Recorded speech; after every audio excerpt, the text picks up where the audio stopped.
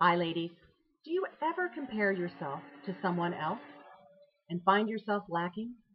And how does that make you feel? Usually not very good, right?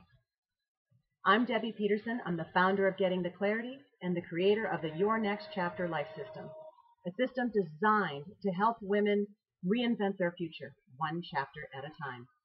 And today, we're talking about comparisons. Comparisons can be helpful.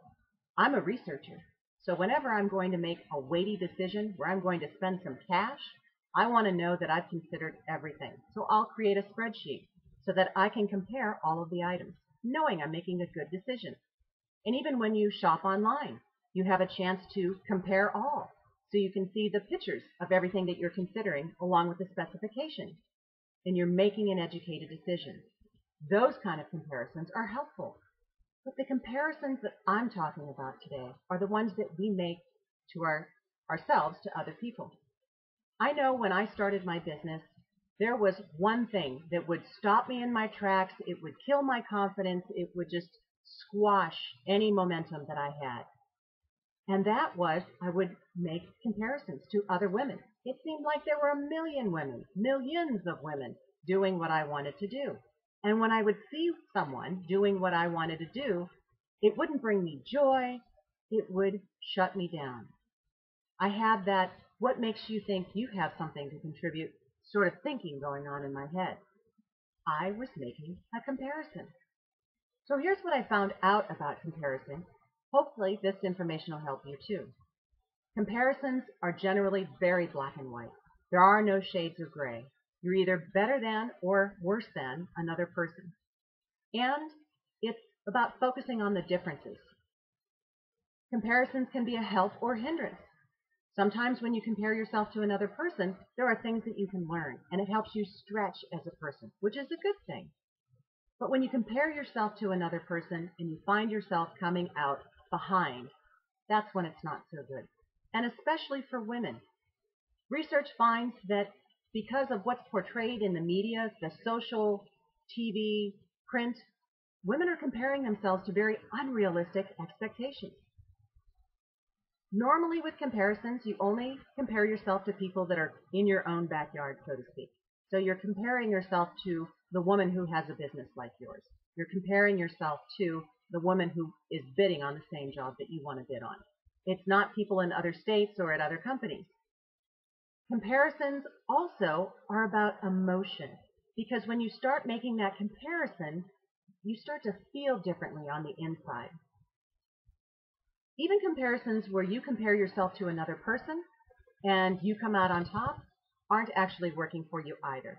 Because if you recognize a deficiency or a fault in someone else that they are less than, inherently, your unconscious recognizes that you have that same potential in yourself. Comparisons are a basic human drive, and we all have them. But how can we make them work for us? So here's some tips to help you spin comparisons and make them work for you. Number one, look for the common ground. When you're comparing yourself to another person, what are the things that you're doing alike? What are the things that you're doing the same? How are you both positively contributing? So what are the things that you're doing right? Number two, look at what makes you unique. What makes you you? It's not what makes you better than, but what is it that you bring to the table? In what way do you do it maybe just a little bit differently? Focus on that as well. Number three, what can you learn? If you find yourself comparing yourself to another person, what is it that you can learn from that comparison? Is there something that you would like to learn to be better at? What can you learn from that situation? Number four, how do you know? Ask yourself, how do you know? How do you know that they're better than you are? Oftentimes, it's just our own perception that makes us think that we're less than another person. Number five, you have to know your strengths and your values. So play to your strengths and focus on what's important to you instead of focusing on everything. Because when you focus on everything, you actually focus on nothing. So pay attention to your strengths and your values, what's important to you.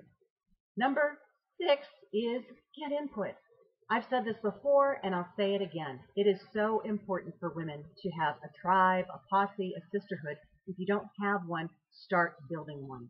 Find like-minded women that can help you, support you on your journey along the way. Ask them what they think about your comparison, and often you'll probably find out you're not being realistic. So I hope you enjoyed these 6 tips. If you'd like to explore working with me, head on over to www.gettingtheclarity.com and book your complimentary session. So until next time, here's wishing you the clarity you deserve.